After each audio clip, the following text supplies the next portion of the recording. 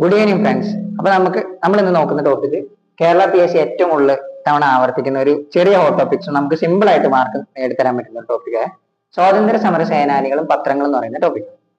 അപ്പൊ നമുക്ക് അധികം വൈകാണ്ട് ക്ലാസ്സിലേക്ക് പോകുമ്പോൾ ആദ്യത്തെ പത്രമാണ് നേഷൻ. നേഷൻ എന്ന പത്രത്തിന്റെ രചയിതാവാണ് ഗോപാലകൃഷ്ണ ഗോഖലെ. നേഷൻ എന്ന പത്രം ഗോപാലകൃഷ്ണ ഗോഖലെ. അടുത്തൊരു പത്രമാണ് new India Commonwealth. New India Commonwealth എന്ന പത്രത്തിന്റെ രചയിതാവ് ഒരു വിദേശ വനിതയാണ്.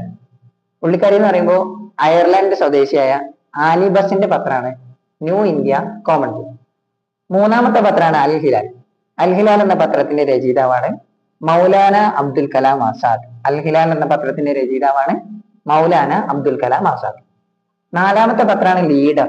ലീഡർ എന്ന പത്രത്തിന്റെ രചയിതാവാണ് മദൻ മോഹൻ മാളവ്യ. ലീഡർ എന്ന പത്രത്തിന്റെ രചയിതാവാണ് മദൻ മോഹൻ മാളവ്യ.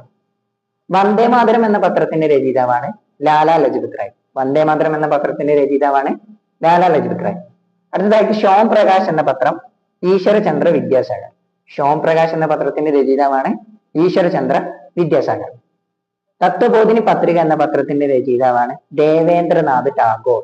തത്വബോധിനി പത്രിക എന്ന പത്രത്തിന്റെ രചയിതാവ് ദേവേന്ദ്രനാഥ് ടാഗോർ. അവസാനത്തെ പത്രമാണ് ബഹിഷ്കൃത ഭാരതം ആൻഡ് മൂഗ്നായി. ഈ രണ്ട് പത്രങ്ങളും ആരാ എഴുതിയെന്ന് ചോദിക്കുകയാണെങ്കിൽ BR അംബേദ്കർ. അപ്പൊ നമ്മൾ ആദ്യം പറഞ്ഞ പത്രമാണ് നേഷൻ, ഗോപാലകൃഷ്ണ ഗോഖലെ. രണ്ടാമത് പറഞ്ഞ പത്രമാണ് new India Commonwealth, Annie Besant. മൂന്നാമത്തെ പത്രമാണ് അൽ ഹിലാൽ, മൗലാന അബ്ദുൽ കലാം ആസാദ്. നാലാമത്തെ പത്രമാണ് ലീഡർ. ലീഡർ എന്ന പത്രത്തിന്റെ രചയിതാവാണ് മദൻ മോഹൻ മാളവ്യ. അഞ്ചാമത്തെ പത്രമാണ് ഷോം പ്രകാശ്. ഷോം പ്രകാശ് എന്ന പത്രത്തിന്റെ രചയിതാവാണ് ഈശ്വരചന്ദ്ര വിദ്യാസാഗർ. അതിനു മുന്നെയാണ് വന്ദേ മാതരം. വന്ദേ മാതരം എന്ന പത്രത്തിന്റെ രചയിതാവ് ലാലാ ലജ്പത് റായ്. തത്വബോധിനി പത്രിക എന്ന പത്രത്തിന്റെ രചയിതാവാണ് ദേവേന്ദ്രനാഥ് ടാഗോർ. അതിന്റെ അവസാനം നമ്മൾ പഠിച്ച പത്രമാണ് ബഹിഷ്കൃത ഭാരതം ഭൂംഗായ്. അതാണ് BR അംബേദ്കർ.